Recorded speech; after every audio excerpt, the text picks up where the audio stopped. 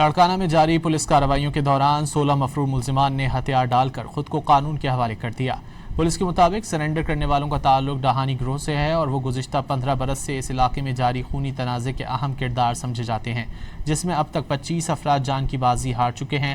حکام کا کہنا ہے کہ اس پیش رفت سے لاڑکانہ، شکارپور، سکھر، جیکب آباد اور کمبر شہداد کوٹ سے ملحقہ شاہراہوں پر امن و امان کی صورتحال بہتر ہونے میں مدد ملے گی۔ پولیس کے مطابق سرنڈر کرنے والے ملزمان نے اپنے خلاف درج مقدمات میں عدالتوں کا سامنا کرنے کا اعلان کیا ہے اور اپنے دیگر ساتھیوں سے بھی ہتھیار ڈالنے کی اپیل کی ہے۔ لاڑکانہ میں جاری پولیس کارروائیوں کے دوران 16 مفرور ملزمان نے ہتھیار ڈال کر خود کو قانون کے حوالے کر دیا۔ پولیس کے مطابق سرنڈر کرنے والوں کا تعلق ڈہانی گروہ سے ہے اور وہ گزشتہ 15 برس سے اس علاقے میں جاری خونی تنازع کے اہم کردار سمجھے جاتے ہیں، جس میں اب تک 25 افراد جان کی بازی ہار چکے ہیں۔